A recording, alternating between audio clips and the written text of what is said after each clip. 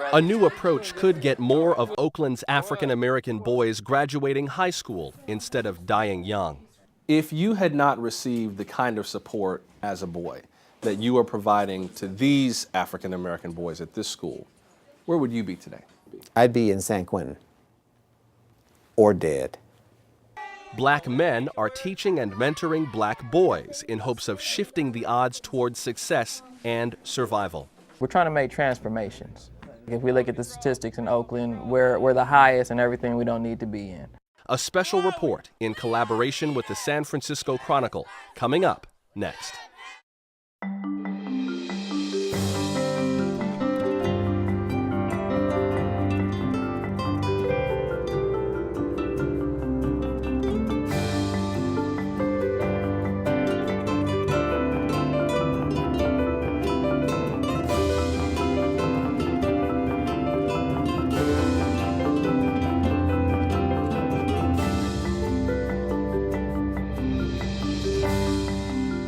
Good evening, I'm Joshua Johnson of KQED News. Welcome to a special edition of This Week in Northern California.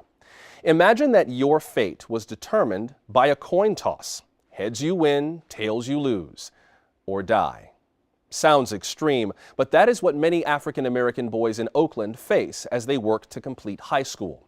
In the last decade, the number of black males who have died on the city's streets is nearly equal to the number who have graduated from its high schools ready for college. But now there are new efforts in the school system to turn this around.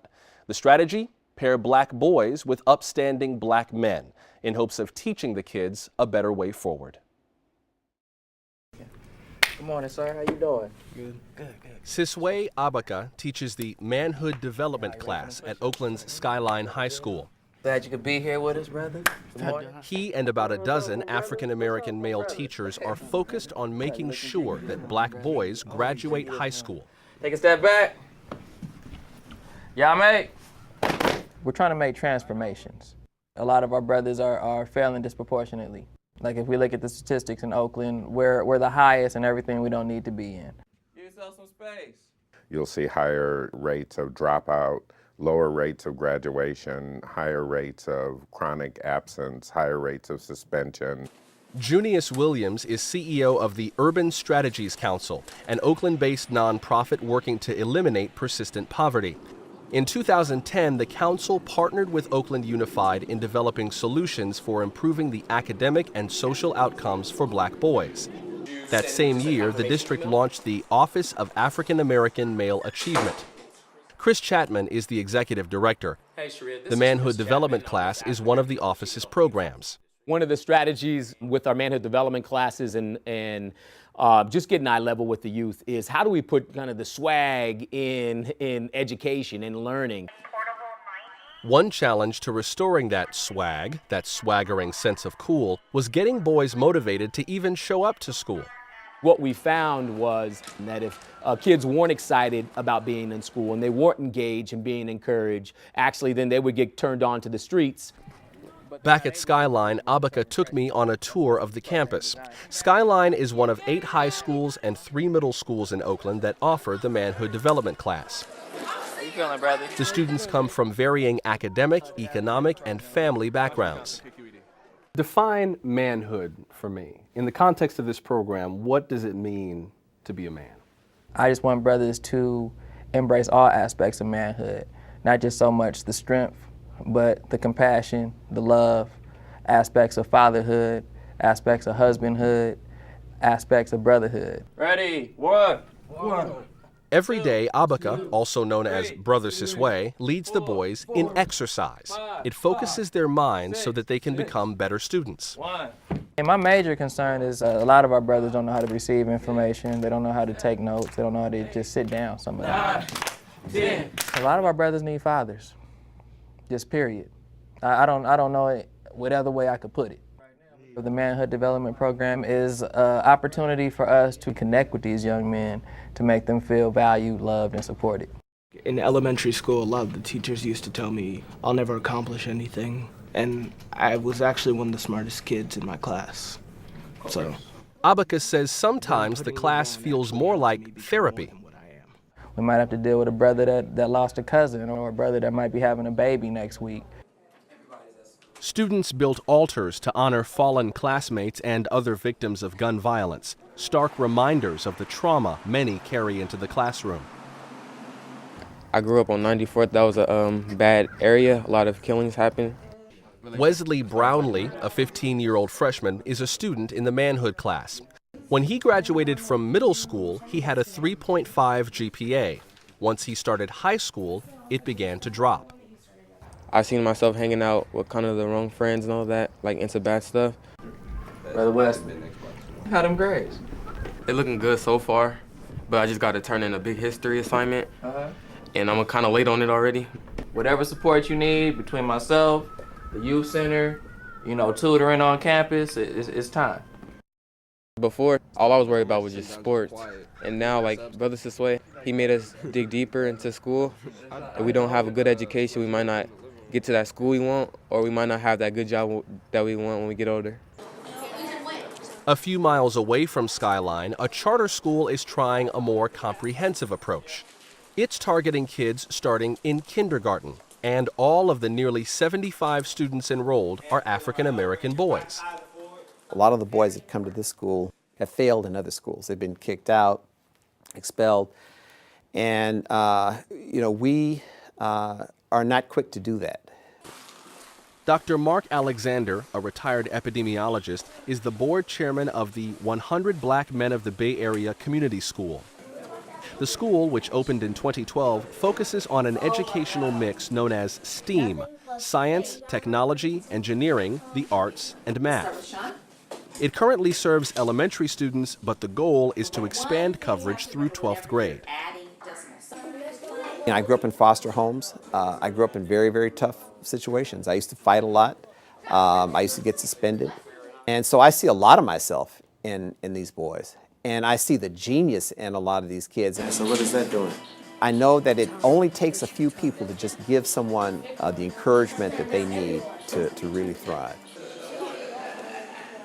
Kids at the school start every morning with breakfast, then line up to repeat their morning affirmations, also known as the Scholar Holla. Who are we? We are readers. We are responsible.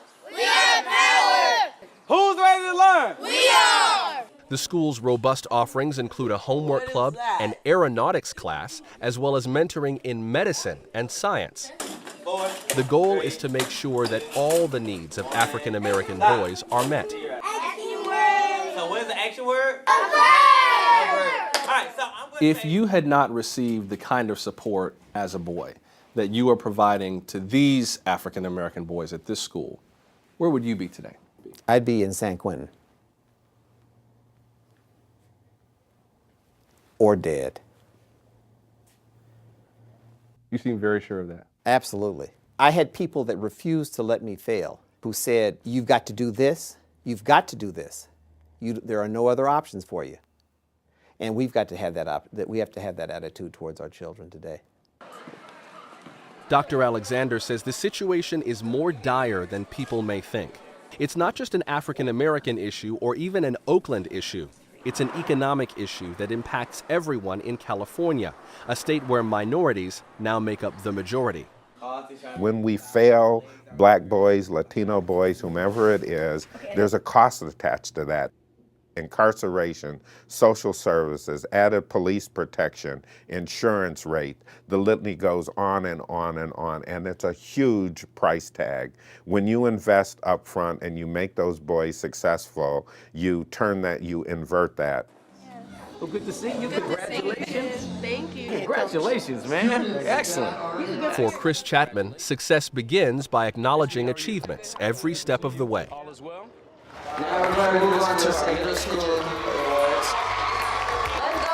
This year, Chapman's office co-sponsored an annual honor roll event celebrating African American boys and girls from 8th to 12th grades who maintained a 3.0 grade point average.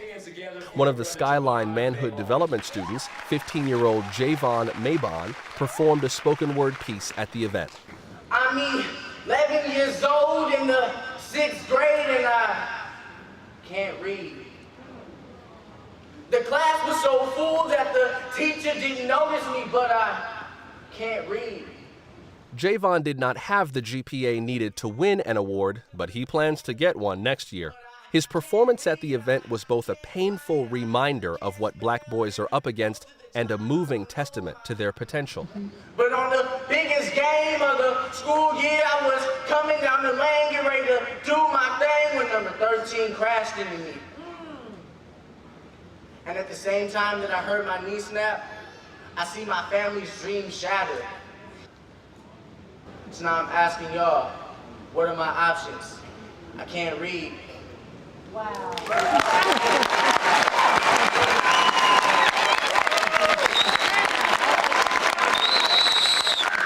The Office of African American Male Achievement is seeing some early signs of progress. Ready, go. Some of the participating schools are reporting fewer discipline problems, better grades, and improved attendance. But reversing the old trends remains daunting. I definitely think that in these programs, sometimes it's a lot put on the man or woman that's coming to the aid or support our children, you know. And it doesn't always equate that way. Just because I'm here for 1 month doesn't mean all these brothers are gonna start automatically going to class and wanting to do their homework and different things like that. There's many layers and layers and layers that we have to, you know, peel back. Let's continue the conversation now. Joining us here in the studio tonight are Thiago Robinson, a manhood development facilitator at Oakland High; Jill Tucker, education reporter for the San Francisco Chronicle; and joining us from Denver, Pedro Noguera, a professor of sociology at New York University. Welcome, everyone. Jill Tucker, let me start with you. You spent a year following these programs for the San Francisco Chronicle documentary series, Even Odds. What made you decide to report on this? You know, in the 15 years that I've been covering education in California, I kept reporting the same statistics about African American males across California and specifically in Oakland. And they didn't change very much. You know, in a good year in Oakland, the graduation rate for African American males is 50%. Homicide is the leading cause of death for African American males in Oakland, aged 15 to 34. And another statistic that I recently stumbled upon about a year ago was the number of African American males graduating from Oakland high schools ready for college, ready for the UC or CSU system. And over the last decade, there were 802. But in that same time period, 787 African American males were killed. So there's only a difference of 25 people. Yeah, almost the same exact number. In certain years, more killed than graduated college ready, other years the opposite. But it was so close over the decade. And it was a moment that this has always been a story in the back of my mind. And I thought, you know, this is the time. I want to go into the schools. I want to be that entry point for our readers to see what it's like for these students to grow up in Oakland, these African American males, what their lives are like, and also chronicle what the district was trying to do, a somewhat radical approach to addressing the needs of African American males, basically saying we are going to create an Office of African American Male Achievement, a department in the school district specifically for one gender and one race, and we're going to create classes just for African American males, and at the same time open a school that was made for and by African American males. One of the people who works in those classes, of course, is Thiago Robinson. You teach one of the manhood development classes at Oakland High. Tell us how your background personally relates to what you're doing with these kids. Well, I actually went through Oakland Unified School, so ended up not making it. I was one that didn't make it, ended up dropping out in the 9th grade. So, and, you know, running the streets and know Oakland very well, doing things that I shouldn't have been doing. And as you start to get older and people believe in you, my opportunity changed. And one of the things I always wanted to do, though, was to come back to Oakland and give back and work with the Oakland youth. And the fact that you kind of came up the rough side of the mountain is one of those things that I imagine gives you relatability to a lot of these boys. You get some real street cred because of where you've been. Yeah, definitely. Professor Noguera, let me ask you about these programs on a larger scale. I know you've spent some time looking at the work that's been done in Oakland schools yourself, as well as some of the work that's done in other districts across the country trying similar things. What do you think of this kind of approach? Does it go far enough, or is there more that needs to happen? Well, I want to applaud the district for taking this initiative to try to address this large problem, but I want everyone to keep in mind it is a large problem. It's not simply about addressing this through a manhood development class. You have to understand that there's an economic aspect to this problem. If you look at the unemployment rates for young men, particularly African American men, ages 16 to 25, they're some of the highest of any group in the country. If you don't address that problem, you're not going to see this issue go away. You're talking about violence and homicide, which is not going to be addressed by this initiative by itself. So what I would encourage those who are working on this to think about is how do you integrate some other aspects into this program so that you can start to address the problems early on with children, but also particularly as they enter adolescence and they start to need to earn a living. How do you address that part of it as well? Because if you don't address the economics of it, you're not going to find a real reduction either in homicide rates or unemployment or dropping out of school. It seems like a lot of what's done, Professor, since we've got you on the line, it seems like a lot of what's done is kind of a hybrid approach, whether you look at something like Oakland Unified's program where they have some people who are credentialed teachers and some who are supervised by credentialed teachers, programs like the Harlem Children's Zone where it's a lot of wraparound services. It seems like the hybrid approach where it's community and nonprofit and some governmental or semi-governmental agencies. That seems to be the way things are going now. Do you think that's the right way to go forward, or are there other strategies that maybe need to be tried to help African American boys that aren't really on the table right now? I think I can't say enough about the importance of there being an employment aspect to this. If you look at the numbers of those who were killed over that period that Jill Tucker described, I bet you very few of them had jobs. Very few of them had careers. And so you really got to recognize that young people who think they're going somewhere because they have something to live for, because they have a family, they have a career, they have a future, are going to make different decisions than young people who are headed nowhere. And so we really have to address that aspect of the problem. And I think what's interesting about this as well is that the district is looking at long-term solutions. So if they get kids to college, they're going to help them continue through college. They don't want to just stop at the classroom door of manhood development. But I think what is very different about this program, what Oakland is doing, is they are looking very specifically, not just at all the kids at the bottom of the achievement gap, but they're looking at a very specific subgroup. As I said, they're looking at African American males. And as Professor Noguera said, they have very specific needs. And so how this is working is looking at them as individuals, looking at the issues that they face as African American males in Oakland, the fear that teachers have of them or shop owners have of them, or as President Obama said, the doors that lock as they walk by. That's a very different life that they lead than, say, a Latina female. Her issues that land her at the bottom of the achievement gap are very different. And so looking at this, what they call targeted universalism is trying to identify the needs of these kids. So it's jobs, it's confidence, it's mentors, it's role models, it's father figures. Giving them those things that they need very specifically as African American males is what the district is trying to do now. And that is something that's very different than sort of the No Child Left Behind approach of, okay, just throw money at everyone at the bottom of the achievement gap and see what happens. Thiago, let me ask you about that. For people who look at black boys in particular and feel like they basically are staring, quite frankly, into a black hole. They have absolutely no idea what the cultural issues are, no idea where to begin in terms of rendering help. What have you found is if you had one key for everyone who has to deal with African American boys on any level to breaking the ice, to breaking the surface, to making an inroads, what's the one most essential thing you found that it takes to kind of begin that conversation? Don't give up.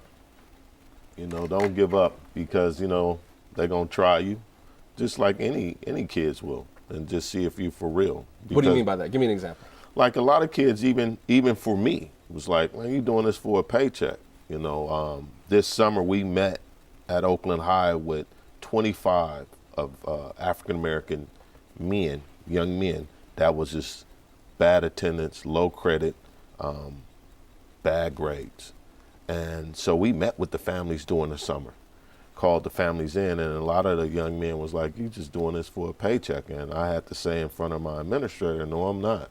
I'm doing this because I care." And I think, once kids see that you care, you can be like the Pied Piper. They'll do anything that, you say. So I think it's just really caring. And if people do that, teachers do that, then it's easier to break the cycle.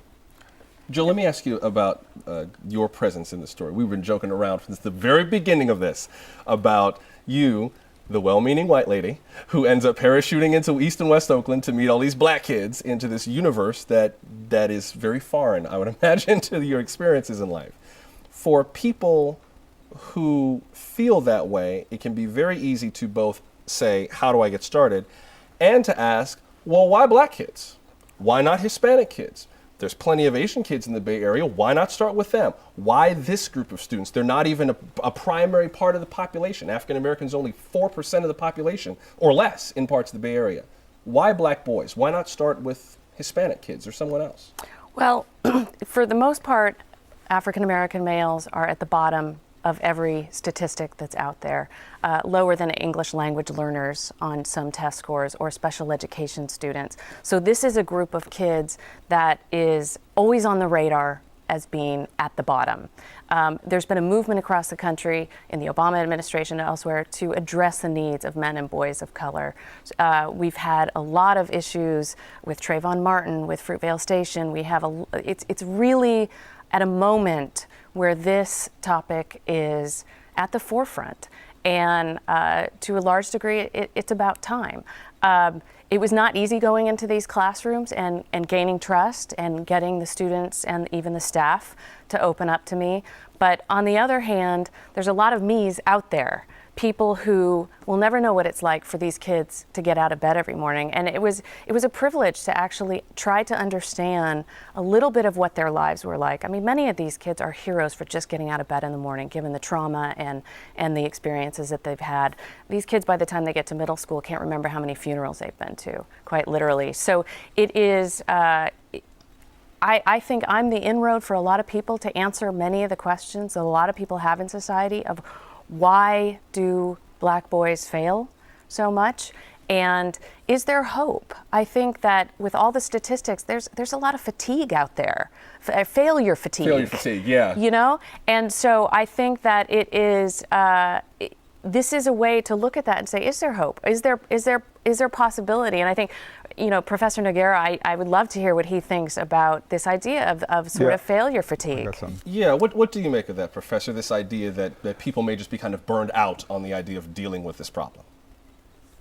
Well, I think that's what's happened over the years, that we've gotten accustomed to the idea that black males are overrepresented in our prisons and among those who are dropping out and those who are being killed. And I think it's important that even as you draw the attention to this issue and shine a light on it, as in the way that the Chronicle has done, and I want to give Jill Tucker some credit for that, you have to also be careful because it could easily reinforce the idea something is wrong with black males. There is something fundamentally at the root that needs to be changed about them. And what we need to constantly remind the broader audience is what needs to change is the circumstances these young people are being raised in. Some of these kids don't have a chance from the time they're born. They're born in circumstances where there's very little opportunity, at low birth weight, high infant mortality rates, just a lack of opportunity. So that's the reason why what concerns me is I don't think enough people are at the table. It's great the school district is stepping up. Where's the city of Oakland? Governor Brown was formerly the mayor of Oakland. He should have something to say because we need to think about these issues in a more comprehensive way. East Oakland, last time I was there, is devastated. Eastmont Mall, which was once a thriving mall with JCPenney's, is now just barely operating as a commercial entity. So, it sends a message to kids about what's possible for them. And so I just want to make sure that the viewers don't see this simply as a black male problem, but recognize that there are pockets of America that have just been left behind. This is one pocket there in Oakland, and it's a shame because the Bay Area is rich with resources, and this is something that we should be able to do something about. Before we run out of time in our conversation, Thiago, I wanted to ask you, for people who are looking at this in exactly the way that Professor Nogueira suggested and said, okay, I care about this issue, what do you expect me to do about it? You know, I'm a middle-class white tech entrepreneur in Sunnyvale. I've never been through East Oakland. I pass it on, 880, but that's as close as I get. What the heck do you expect me to do about it? What would you say to them? Come volunteer in the schools.